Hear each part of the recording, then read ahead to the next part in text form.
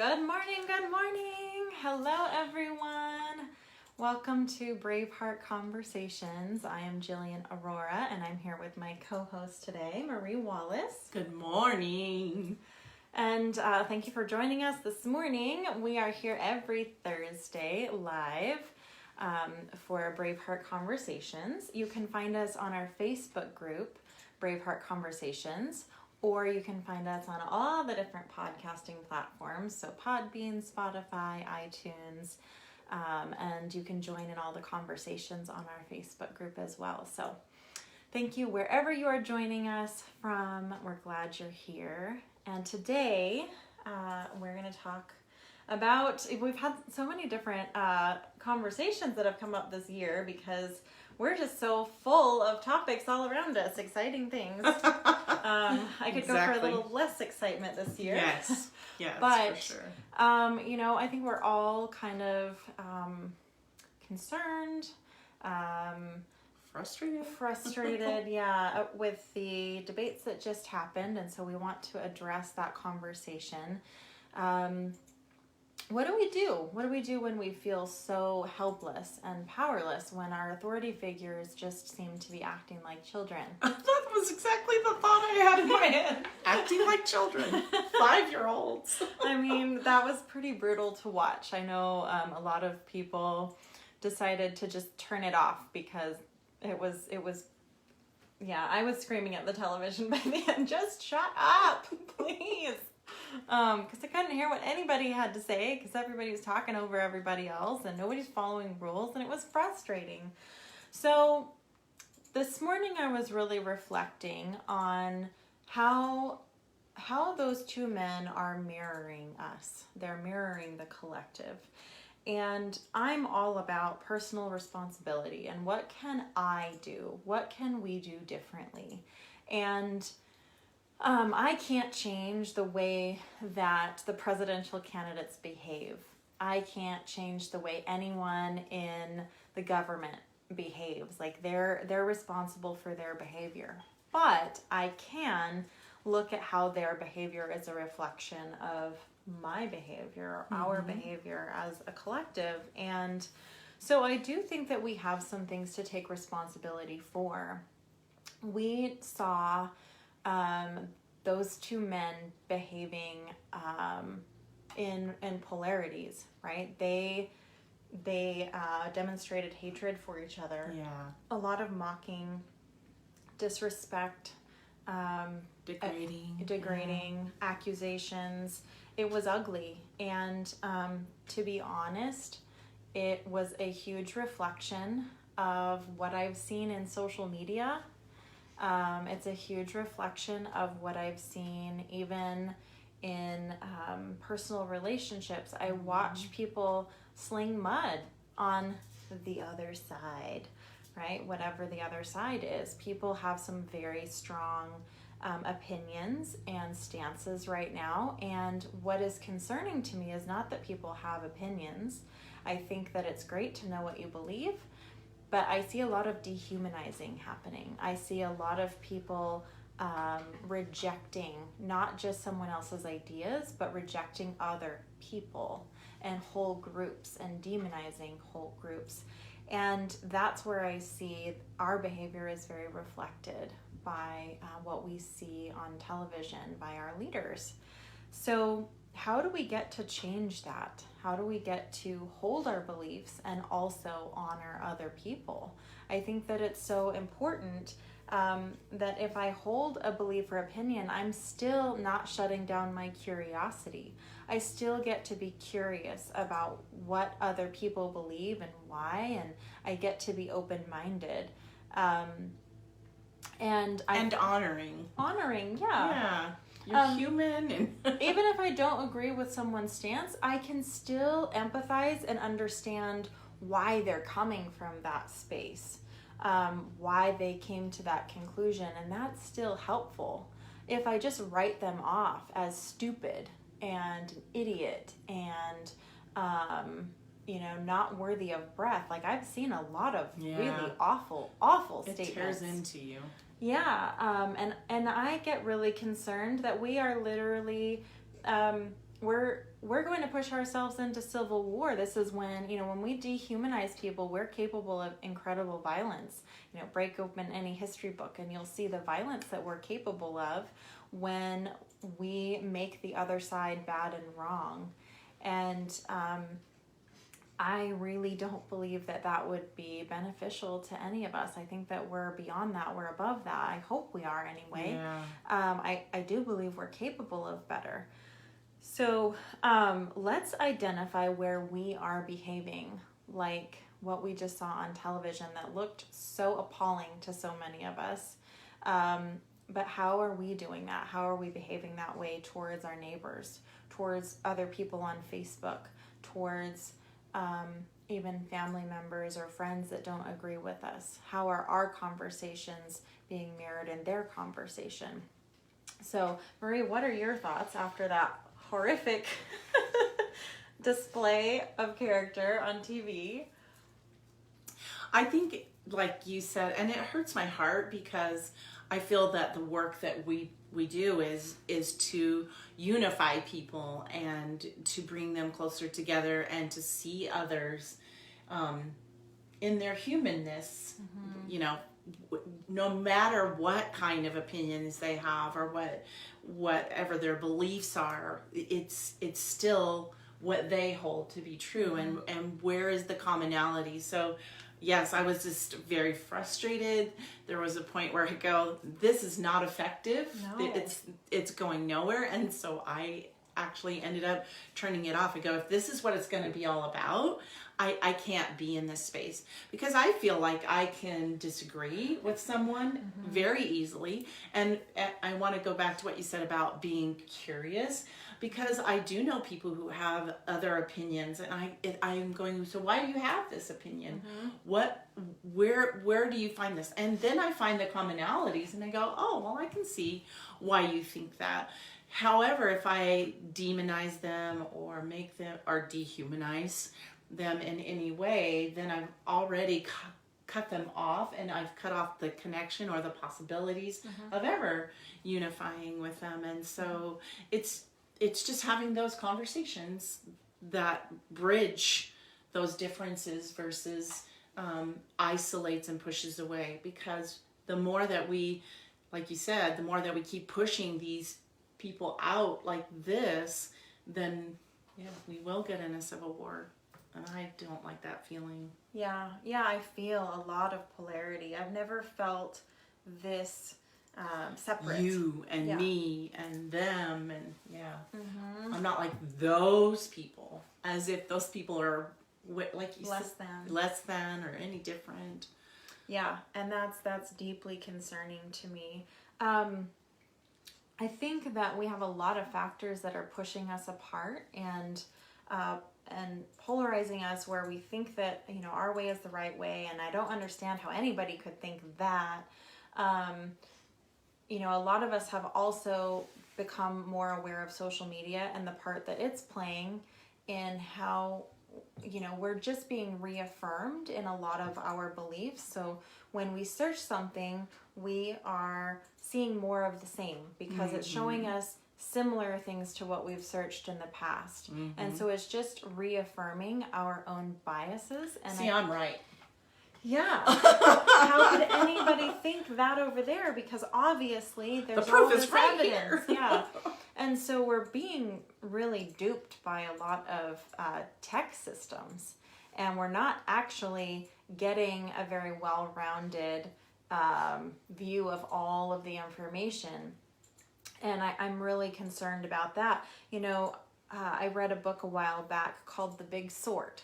And it was written a while back. It's not a new book, but it was very interesting seeing how we have physically been sorting ourselves. We've literally relocated ourselves to places where we get political agreement or religious agreement, and we're moving ourselves into different neighborhoods that are more similar to us, and we are not surrounded by very much diversity or difference anymore.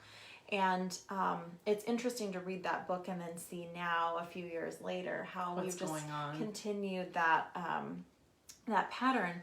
And so we do get to make the conscious decision. We get to be responsible for creating variety in our lives, literally choosing to make ourselves uncomfortable, choosing to be around people who disagree with us, and not treating them with judgment and not making them less than, but being curious. And it doesn't mean I have to give up my opinion. It's just taking in new information. Am I open to digesting new information and then making new conclusions?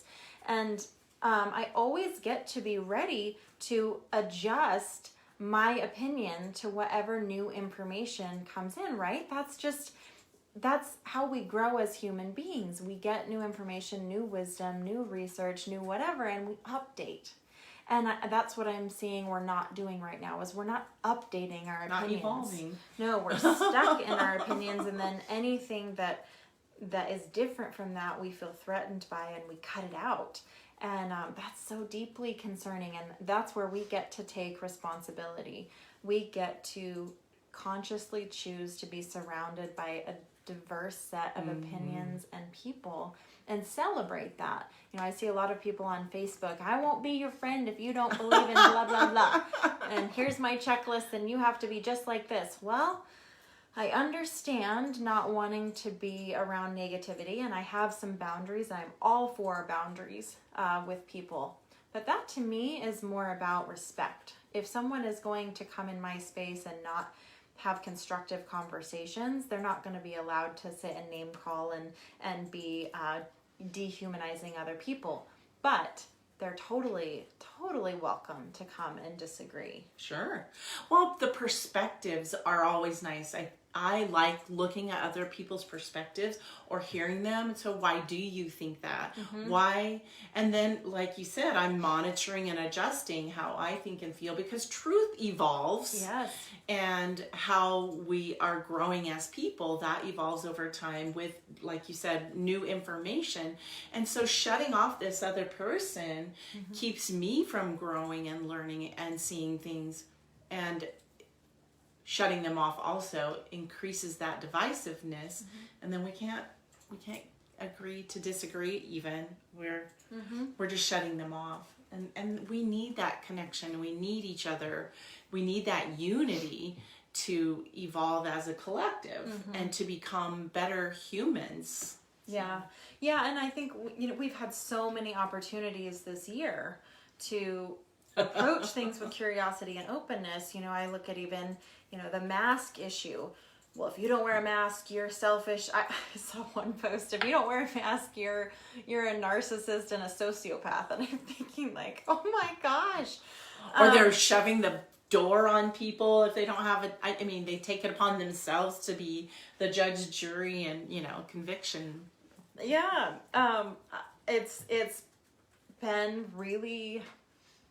I've been very saddened by watching humans react to each other, because we have absolutely no idea where other people are coming from. You don't know if that person has a lung disease and can't wear a mask, or, I mean, it's okay to disagree. It's okay to have differences with each other. But when we make someone else bad and wrong and even inhuman,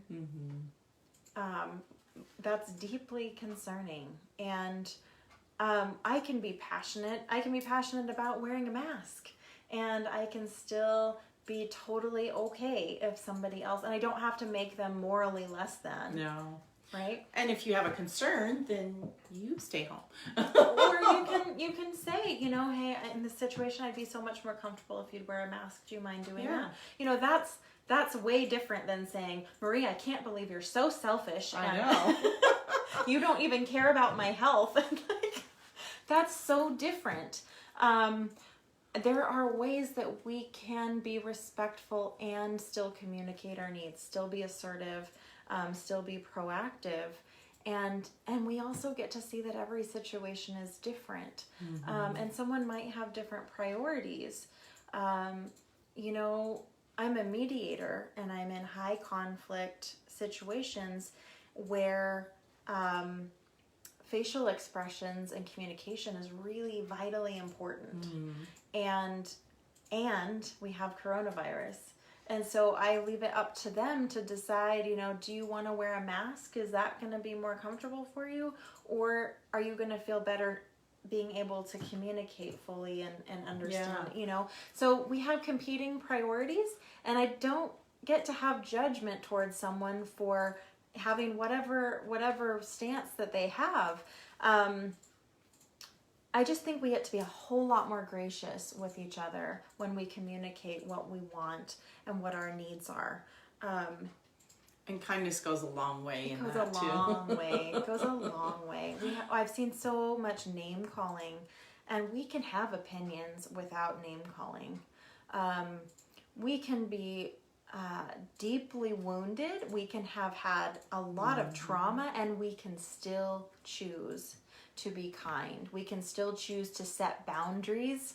And I'm not saying that people won't think that you're a terrible person. Just like, last week, I think it was, I talked about setting a boundary with someone in my home where I said they couldn't bring in any alcohol, and he didn't think I was a kind person. I'll have all kinds of opinions. But I didn't have to approach that with name calling and making that person bad and wrong and judging their lifestyle. And I don't really feel any of that. I just kindly set my boundaries, and we can be doing this in so many different areas. Even if they are the ones negative, so it can be one-sided, where I'm still kind, and even if they have an issue, because it actually diffuses it when you don't react and you don't get emotionally involved.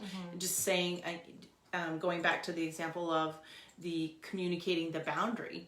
If I do that, this is a boundary that I need for me, and I do that without emotional investment in it. It's just the way it is. No matter how that comes back, right? If it reverberates, well, you are, and all these name callings and things on that side, it doesn't affect me, because I have this shield of this is what is right for me, and I'm convinced and convicted, I think is the word I'm looking for. I'm convicted in that boundary. And so then it doesn't matter. Will I listen to your side? Probably. It depends on how ugly it gets. But at the same time, I'm still willing to listen to all your objections if you do that in a very civil, honoring way. Yeah. Yeah, and there's really no issue that we can't be that way. I think one thing that that brought up for me is when we change our conversation, just small wording, when I say I choose, blah, blah, blah, versus you are, or you I need is a to. very nice thing. You can't argue with how someone feels or chooses. I have the power power but it doesn't work. to choose for me. And so it's honoring if I'm saying I choose to blah, blah, blah. I choose to have an alcohol-free home. That was boundary for me, right? I choose to wear a mask. I choose to whatever the thing is that people do. It doesn't have to be you need to. It's not about you. This is me, my choice, my boundary. Very, very different than saying what someone else has to do, needs to do, should do. And that's going to elicit defensiveness and attacks when we start from that paradigm. And maybe it's just all of my years in Al-Anon that helps me really stay stuck on my side of the street. What do I need to do to clean up my side of the street? Somebody else's side of the street is none of my business. But how am I treating people? How am I managing my own boundaries and my own needs? That's my business, nothing else. It looks like we have some. We do. Erica, good morning. Hi, Erica. John. So John says, good morning, Jillian. Just letting you know that this other people still loves you. John is my co-mediator. And John and I, one of the absolute beautiful things about our relationship is we come from very different political paradigms and religious paradigms. And he still loves you. We work so well together. Like, I love John to death. And There's no judgment ever towards each other. And I so value and honor that relationship. And I get to model exactly what we're talking about here. And yeah, I couldn't have asked for a better. It's a nice feeling to be able to disagree with someone and get those perspectives and hear their side of things. And I mean, because it would be very boring if we were all the same. It doesn't need to be this exciting, but it doesn't. Well, and we actually compliment and value each other when we come from differences of opinion. If we aren't devaluing each other, and that's the key, is we get to see, yes, we're very different, and you bring some values to the table that maybe aren't as much of a priority for me, but they're a big priority for you. And because of that, we actually make a better team, and we actually make a better collective. So I agree with Abby. I was hoping for that too. Some kind of unity. Says, I was really hoping that the past 9/11 would bring some kind of unity. Abby's my sister. And yeah, good morning, Abby.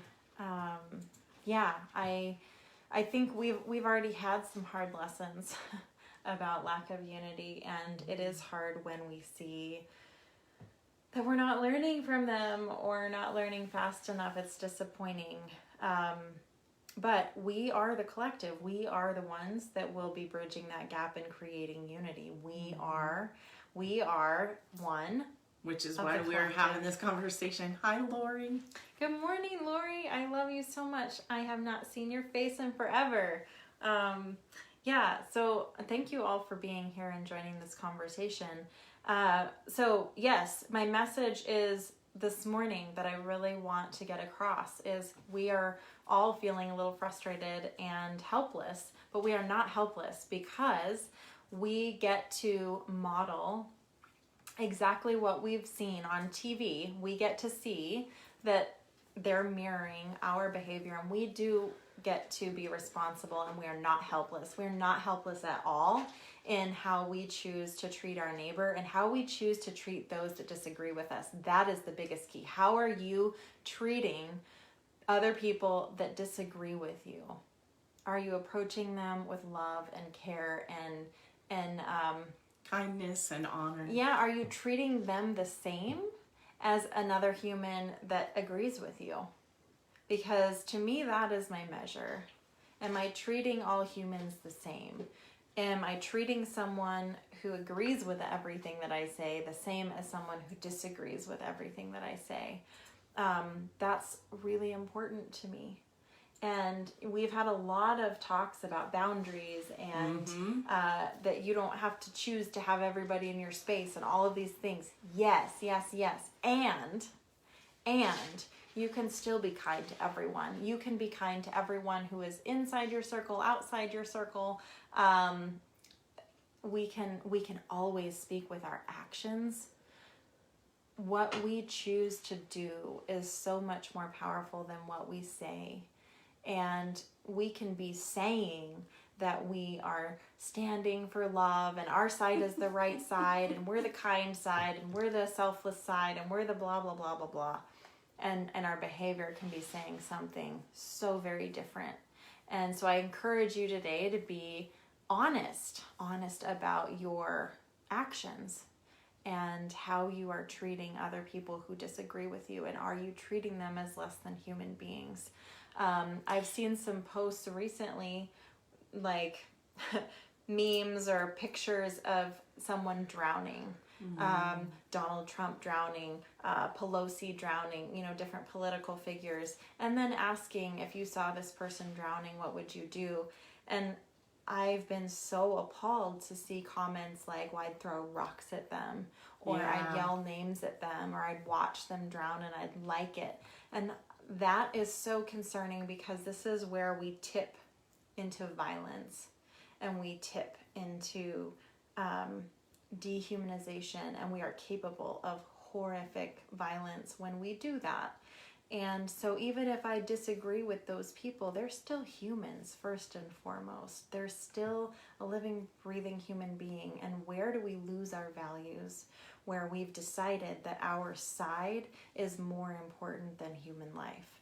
So to magnify what we just said too, as far as what we are able to do when we stand up and we act out of honor, integrity, and kindness, then that ripples as well. And all of us unified together on that stance will ripple out into the world way bigger if we do that. So just magnify the model, model and magnify the behavior that you are seeking, because there is power in us as individuals and then us as collectives. Yep. Starting with myself, it ripples into my family, and how my family responds ripples out into the community and the world. So yes, there is power in making the decisions for ourselves in that particular arena. So. And we got to see how ugly that behavior was on TV. So where are we interrupting each other?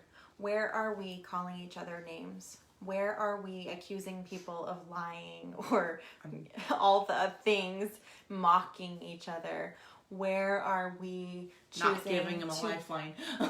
belittle people or dehumanize them? Where are we doing those things, and where do we get to look at that mirror and how disgusting it was? How do we get to see that and then go, oh, that's in me too? Yeah. And how do I get to change that? And how do I get to come from a place of love instead of all of this division? Because I know that everybody I've talked to, they're concerned. They're concerned that was whoa, really, really glaring, awful behavior. But it's really a reflection. So what is it reflecting to us? Where do we get to improve our communication and our non-judgment towards each other? We all have a part, and our leaders are simply an extension of us. And that's not fun to look at. No, not at all. So, I don't see any more questions. I love you, Abby. Thank you. Glad you were all here today. And let's unite. No. Yeah. We will join you next week. Every Thursday morning we're here to speak with you all. Hopefully we won't have any more like super exciting topics based on the collective, what we all choose to do. But if you have any topic suggestions or things that you would like for us to address, we love to get your requests. You're welcome to email me personally at defytheaverage@gmail.com, or you can email Marie@mariesgold.com. We love any questions or even disagreements, just like we were talking about. Totally, yeah. Email us some disagreements. But yeah, we would love to have some suggestions or any of your personal dilemmas. If you want to be anonymous, we can do that as well. So again, we're here live every Thursday morning. You can find us on facebook.com/groups/Braveheart Conversations. You can also find all of our past episodes on iTunes, Spotify, Podbean, all the different places. And with that, we'll go ahead and close up this week. I hope you all have a phenomenal week and stay loving out there. Have those hard conversations. Bye, guys. Bye-bye.